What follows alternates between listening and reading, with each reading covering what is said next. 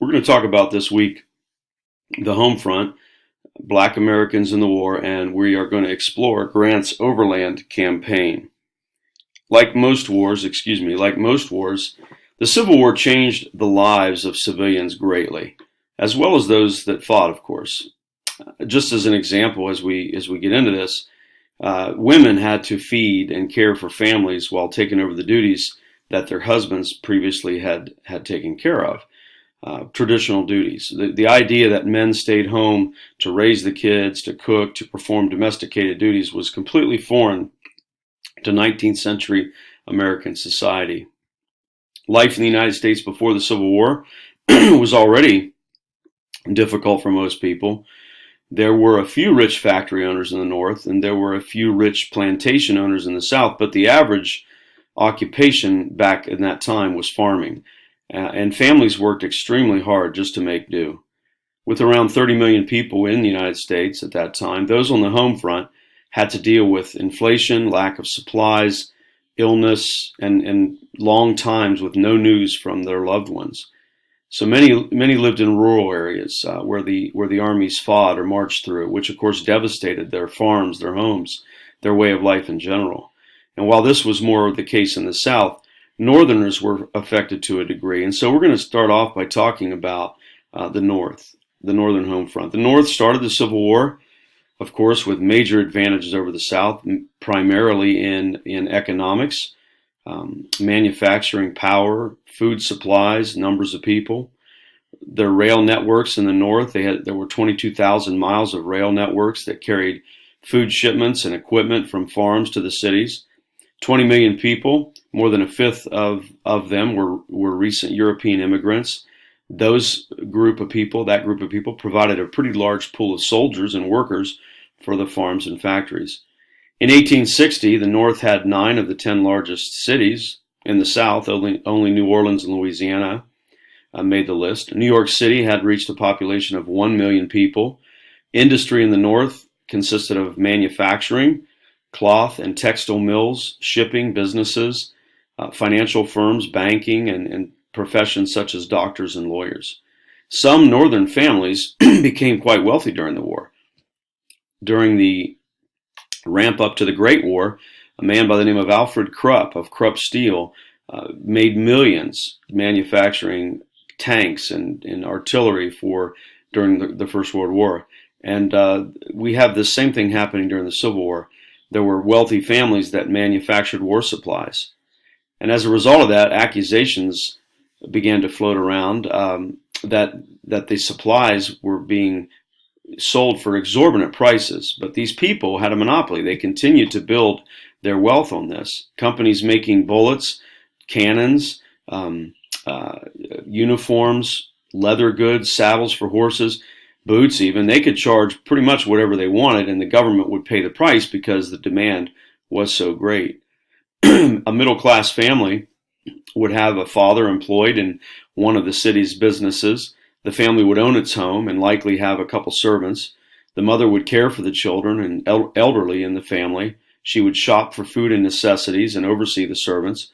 And once the war began, that mother, would have to run the family business on top of all the other duties and manage the household on savings or maybe the pay that she was sent home from her loved one serving. In 1863, more than half of New York's population lived in what were called tenements.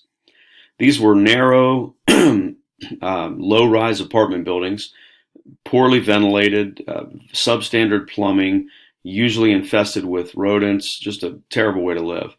And most of the people that lived in these tenements were recent immigrants to America, and they would squeeze their entire family. Sometimes families were larger back then, sometimes 8 to 12 people into 1 or 2 rooms maybe. And they would work at whatever low-paying jobs they could get. And so as a result of this, army life began to look appealing to many of these young men. Poor men from tenements would enlist in the army for substantially better pay, $13 a month, and they would leave their women behind to care for the family. Some women and many children worked in the factories and cloth mills, often 12-hour days in dangerous conditions. Women worked in munitions factories, making cartridges needed for the armies. Women at night would sew, making less than maybe $2 a week, working 14-hour days. The pay for factory workers would barely cover food and rent for a family, even if the children were working and adding wages to the family funds. Women's roles changed dramatically during the war. Before the war, Northern women already had been prominent in a number of industries, including textiles and clothing and shoemaking. As men went off to war, the women's workforce increased from 25 to 33%. Women who didn't have to run businesses or work banded together often in sewing groups to make bandages and quilts and clothing for the troops on the front line. Single women joined the likes of these groups, and you had women like Dorothea Dix and Clara Barton, and these ladies became nurses. Louisa May Alcott, she wrote the book Little Women, worked also as a nurse in military hospitals, and these women went on to prove to skeptical male doctors that they had the courage and the skill to be nurses under terrible conditions. In fact, Clara Barton is credited with founding the American Red Cross. Thanks to the Industrial Revolution, mechanical equipment such as Cyrus McCormick's Reaper became available and was introduced as a labor-saving device. And as a result of some of these innovations, for example, in 1862, Union areas, including newly settled Western farms, produced a lot more wheat than the whole country had in 1859. So when the men marched off to war, the women started managing farms in addition to household duties. But not all men went off to war. Both sides of the war eventually instituted a draft. However, the Confederate Congress was the first to allow the wealthy to legally avoid military service, the draft.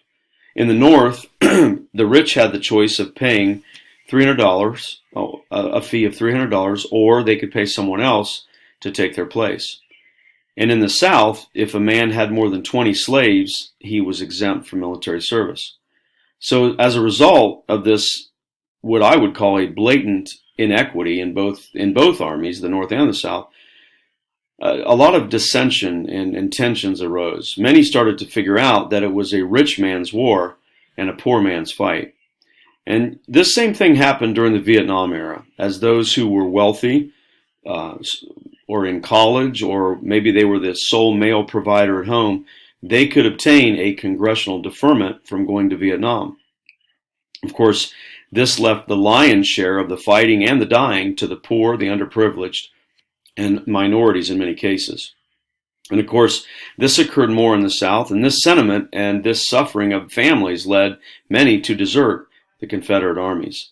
Not all Civil War combatants were men. A number of women disguised as men fought during the Civil War, and even children fought. And the Drum and Bugle Corps proved a popular segment of the Army for those that were under the legal age of 18. One famous story of a child combatant involved a boy from Ohio named Johnny Clem. When Johnny was only 9 years old, he tried to join the 3rd Ohio Regiment. And when he was refused for his age, he went north a little bit and joined the 22nd Michigan and was assigned as the unofficial drummer boy. Clem he took his musket and sawed it off to make it a little bit easier for him to wield, made it more kid-friendly, and fought in the Battle of Chickamauga. When a Confederate colonel chided him for being just a little boy, Clem promptly shot that Confederate officer, killing him, and was promoted to the rank of sergeant. And to this day, he is the youngest person ever promoted to non-commissioned officer status in the United States Army. You know, in a day when youth is often derided for, lack of character or maturity, we need to remember that God can and does work through children. And many times, it's the younger generation that provides examples that are worth emulating. Citizens of the South faced many of the same hardships as those in the North. When Southern men went off to war, women took up their duties on top of their own. The main difference, however, was that in the South, supplies were short. Inflation was much more rampant than in the North, and long weeks passed without any word from soldiers on the front line to their wives back home. Also, only about 10% of the Southern population lived in cities, and the cities were smaller than those in the north. Many of the jobs were similar to those in the north. You still had merchants and doctors and lawyers. Seaports were busy shipping cotton around the world, and there were a few factories. And this is one of the reasons why the Anaconda Plan was created, was because it was a way to strangle off the export of cotton to the South. While the men went off to war in the South, the women, just like in the North, took over the businesses as much as they could. They also formed sewing and knitting groups like the ladies in the North. And for the Southern women, supplies became even scarcer than in the North, and many struggled to feed their families. Ironically, because the South was an overwhelmingly agrarian region, agricultural region, Jefferson Davis had appealed to planters to shift from cotton to food production. But most of these planters sort of thumbed their nose at his request, since cotton was a more lucrative crop. King cotton. Cotton was king. As the war continued, many cities and towns in the South saw fighting firsthand. Atlanta, Savannah, Vicksburg, Petersburg, Richmond, and others all came under the guns of the Union. And contrary to what many Americans believe or have been erroneously taught, only a tiny fraction of the population in the South lived as plantation owners and owned, numerous slaves. That just wasn't like every single family in the South had a magnificent plantation and had 30 or 40 slaves. That's just not the way it was. It was actually a tiny fraction of the population that had that. The effects of inflation were more strongly felt in the South than in the North. When the Union blockade kept cotton from being sold, as I just mentioned, the Anaconda Plan, it also prevented goods and supplies from coming in. And as a result, prices of everything began to rise sharply in the South. When the Union, and we see this in the Bible. There's a great example of this in 2 Kings chapter 6, and it's an amazing passage of Scripture. Let me just give you the background. When the king of Syria besieged Samaria, in 2 Kings chapter 6, verse 25 says this, "And there was a great famine in Samaria, and behold, they besieged it, until an ass's head was sold for 80 pieces of silver, and the fourth part of a cab of dove's dung for 5 pieces of silver." When people will pay 80 pieces of silver for a donkey's head, and 5 pieces for a tiny little pinch of bird dung, things are pretty bad. The Confederacy printed its own money, but merchants began to refuse that money. They wanted to be paid in gold or silver. And over the course of the war, inflation in the South rose over 9,000%. A pound of bacon cost 12.5 cents in 1861. It was $11 in 1865. That was the same price that it would cost to buy a new revolver, a new pistol. Clothing, shoes, wheat, tin, and other items were impossible to buy in the South, so people did the best they could. Some made shoes out of animal skins and used fabric from old clothes to make new ones. There's a familiar myth that started in 1877 that states that the Battle of Gettysburg happened because Confederates were out looking for new shoes when they encountered Union cavalry. That's since been debunked as a myth. There were no shoe factories anywhere near Gettysburg in 1863. On April the 2nd, 1863, women in Richmond rallied and marched to the Capitol in what became known as the Bread Riot. The women demanded the government lower food prices. Confederate President Jefferson Davis stood on a wagon to speak to the women, and then he began to throw money out of his pockets that he had with him. He began to throw it and told them that was all they were going to get. Eventually, the mob broke up and went home. Now, after the Battle of Antietam, part of the Union strategy to defeat the South was what we call a scorched earth policy. During an advance through the fertile Shenandoah Valley, the breadbasket of the Confederacy, Union troops burned some 2,000 barns and more than 500,000 bushels of grain. Union General William Tecumseh Sherman captured Atlanta and then marched to the Atlantic Ocean, Sherman's March to the Sea.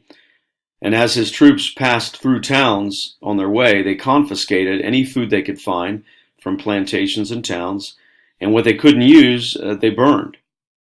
These tactics forced even more Southerners into cities. starving with no resources to care for themselves. Now, I want to note this. Sherman told his men that they could take livestock as needed, but he admonished them that they were to only target the wealthy slave-holding classes, and they were to spare poor farmers. The impact of the war on the home front affected both sides because this was a war fought on American soil. Once the war was over, the economy and the population of the North starts to recover. The South, however, faced deprivation and struggles for many years to come, and to this day, we can even see this. Okay, we're going to shift gears now and talk about black soldiers in the Civil War and their contributions. So if you're interested, probably the best book on the subject of black soldiers in the Civil War is a book written by Dudley Cornish called The Sable Arm, Black Troops in the Union Army, 1861 to 1865. It's called one of the best 100 books written on the Civil War, and there's been hundreds of thousands of books written on the Civil War. So that's pretty high compliment. That's pretty high praise for Mr. Cornish. This book chronicles the path of some 179,000 men who served in the Union during the war. I highly recommend it. Okay, after Fort Sumter was attacked by the Confederacy in April of 1861, free black men rushed to enlist in U.S. military units. They were refused, however, because of federal law dating as far back as 1792 outlawed blacks from bearing arms for the United States Army, although they had served both during the American Revolution and the War of 1812. So it was a very hypocritical law. In Boston, disappointed would-be volunteers met and passed a resolution requesting that the government modify its laws to permit their enlistment.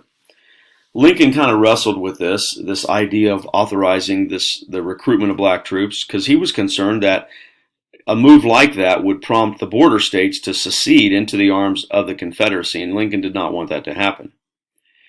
In the states of Missouri and South Carolina, General John C. Fremont and General David Hunter issued proclamations that emancipated slaves in their military districts, basically allowing them to enlist, but their superiors sternly revoked their orders. By mid-1862, three factors caused the U.S. government to reconsider the ban. Number one, the first factor was the escalating number of former slaves. Number two, the declining number of white volunteers. And number three, the increasing pressing personal needs of the Union Army, not to mention the string of Confederate victories during the first part of 1862 in the East. So in August of 1861, Congress passed and Lincoln signed a Confiscation Act providing for the freeing of slaves used by the Confederate Army for the building of fortifications and other warlike purposes. In other words, the confiscation was designed to persuade those Union-loyal states to also enact programs of long-term gradual emancipation with congressionally funded compensation for slaveholders who had to give up their slaves for the Confederate war effort. However, the first 15 months of war had demonstrated to Lincoln and to other perceptive observers, especially the common soldiers in the Union armies, that white Southerners were deeply committed to both of the closely intertwined causes of the Confederacy and slavery. So in July, the following year, in July of 1862, Congress passed what's known as the Second Confiscation and Militia Act. Now this is the act that's going to allow black soldiers to serve in the Union Army. It also allowed the U.S. government to seize land and property from those that were deemed disloyal to the Union. Lincoln realized that the prospects for a short war, conciliatory policies toward the Confederacy, and voluntary emancipation all seemed to be fading at this point. So right after passing the Militia Act of 1862, Lincoln abolished slavery in all U.S. territories and then presented the draft of his Emancipation Proclamation to his cabinet. He still needed a decisive Union victory, and of course we know that was the Battle of Antietam. And so he waited to officially issue the Emancipation Proclamation, and that victory, of course, comes 2 months later in September of 1862 at the Battle of Antietam, or the Battle of Sharpsburg. Following the bloodbath at Antietam, Lincoln believed he had the victory needed to issue his preliminary Emancipation Proclamation, and with it, black soldiers flocked to join the Union Army. Men from Tennessee, South Carolina, and Massachusetts formed the first all-black regiments, led by white officers. One of the greatest encouragements for blacks to enlist was abolitionist Frederick Douglass. His premise was that serving the Union Army was probably the shortest route to full citizenship they could enjoy, they could expect. And by the spring of 1863, so many blacks had enlisted that the federal government formed the Bureau of Colored Troops to manage the rising flood of enlistments. This eventually became called the United States Colored Troops, or the USCT. Once Lincoln issued the Emancipation Proclamation in January of 1863, blacks were free to serve in a variety of capacities that had previously been denied them. They could serve in the infantry, they could serve in the artillery, they could serve in the Navy. In fact, really the first troops that did serve in the Union military were in the Navy. In addition to frontline roles, a number of support roles were also available to such men, such jobs such as cooks or guards, spies, etc. Black women also served as nurses, spies, and scouts. Harriet Tubman, who you see there on the slide, was one of the key components of the Underground Railroad. And she served as a Union scout for the 2nd South Carolina Regiment, an all-black regiment formed from former slaves. Speaking of the Underground Railroad, I want to briefly cover this secret network of routes and safe houses that was used to convey slaves to freedom. When I was a kid, I thought that the Underground Railroad referred to a literal railroad that was underground, and like a modern day subway. I had no idea that it was not that. And one of my childhood friends lived near what I now know to be a station called the Mound House. We used to think it was just a haunted house when I was in elementary school, but it was just a Victorian home that was used as a station house during the Civil War. Very interesting. I would love to go back there, back to my hometown, and take a picture of that and show that to you. Those working for the Underground Railroad had specified roles, and code words were associated with their tasks. For example, conductors. Conductors guided slaves from place to place. Harriet Tubman served as a conductor. Stations were locations where slaves could rest, could eat, could find safety. Station masters were anti-slavery folks who hid slaves in their homes, in their barns, or even in churches. Cargo referred to slaves who were in the safekeeping of conductors or station masters. The Underground Railroad used several routes, with most of the activity flowing through the state of Ohio. You can see on the slide the major routes of escape from the south into the north and eventually into Canada. There were a number of extraordinary individuals, both black and white, who served as conductors for the Underground Railroad. John Rankin was a Presbyterian minister who served as both a conductor and a station master. His home sat high on a hill overlooking the Ohio River.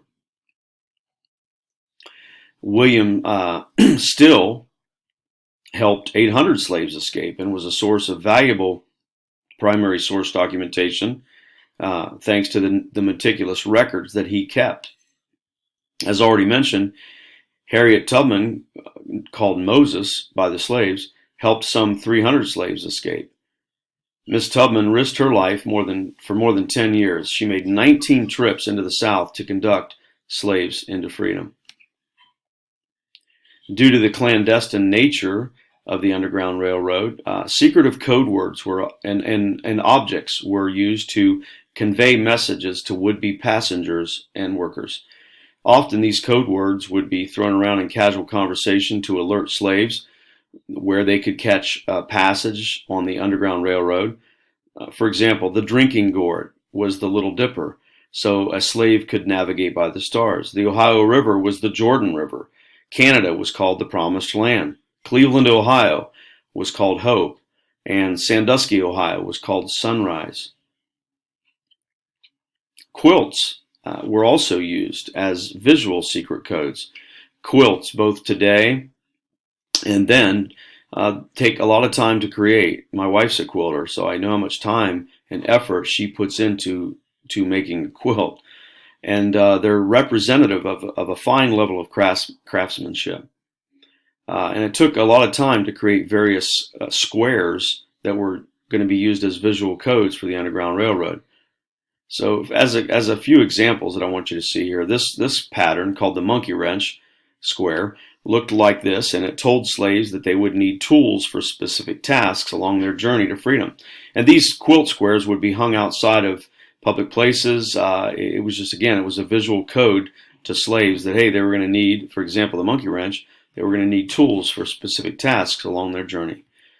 A crossroads square signified slaves were to head towards the main crossroads of the Underground Railroad, which was, of course, the state of Ohio. The flying geese square directed slaves to follow the migratory pattern of geese towards the Promised Land, or Canada. The log cabin square alerted slaves to the presence of a safe house. The Underground Railroad was extremely effective, and for about a 30-year period conveyed somewhere around 100,000 slaves to freedom. We will now turn to talking about black troops who served in the war. According to Dudley Cornish in his book that I mentioned a few moments ago, The Sable Arm, approximately 179,000 men served as soldiers in the Union, which amounts to about 10% of the force. Another 19,000 served in the Union Navy, and there were about 80 black officers. Over the course of the war, around 40,000 died, mostly from disease or infection from the substandard medical care. Union General Benjamin Butler was so impressed with the exceptional bravery of the black regiments that he had a medal created in their honor. Known as the Colored Troops Before Richmond Medal, Butler not only paid for the medal out of his own pocket, he personally awarded them when he could. Even though Lincoln freed the slaves in 1863 with the issuance of the Emancipation Proclamation, that did not end the widespread racism that pervaded in the Union Army. Several prominent Union generals, primarily George McClellan, were very racist. Because of this, most black soldiers were relegated to more servile tasks in the Army. But for those that were devoted to combat, segregated units were created. But they were always commanded by white officers, the most famous regiment, of course, being the 54th Massachusetts. The 54th Massachusetts Volunteers gained their notoriety when their commander, Colonel Robert Gould Shaw, led them in an attack on Fort Wagner on July the 18th, 1863, just really 3 weeks after Gettysburg. Fort Wagner was a Confederate fort built on Morris Island, South Carolina, designed to attack Union ships entering the harbor. The assault on Fort Wagner resulted in the loss of 2/3 of the 54th Massachusetts Regiment's officers and half of their troops. And of course, the attack was memorably dramatized in the Hollywood film Glory. Colonel Shaw died among his men during the attack, and his widow, Josephine Shaw, devoted the rest of her life to social reform. When it came time to get a paycheck, black soldiers did not fare as well as their white counterparts, as you might imagine, due to racism and so forth. Black troops received about $6 less per month than white soldiers. In 1864, Congress authorized an equal pay bill and gave the men back pay. In warfare, capture is always at the forefront of a soldier's mind. It's something that they're afraid of with good reason. Second to the fear of maybe being killed or maimed, becoming a prisoner of war is not something for which a soldier hopes. During the wars of the 17th, 18th, and even 19th centuries, an unwritten code of gentlemanly conduct was pretty widespread amongst opposing armies. And that's not to say that atrocities and war crimes never happened during those periods, but it was not common. During the Civil War, black troops were especially concerned with being captured, as you can imagine. In 1863, the Confederate Congress threatened to issue harsh punishment on white soldiers who led black regiments, and they also threatened to enslave any black POWs. So in response to these measures, Lincoln issued General Order Number 233, threatening reprisal on Confederate POWs for any mistreatment of Union troops. And the most famous POW camp of the Civil War is the camp called Andersonville. It was in Georgia. It's the most notorious POW camp of the war. And during the 14 months it was in existence, it housed more than 45,000 federal Union troop prisoners confined to an area designed to only hold 10,000. Over 13,000 men died from disease, from poor sanitation conditions, exposure to the elements, and malnutrition while they were incarcerated at Andersonville.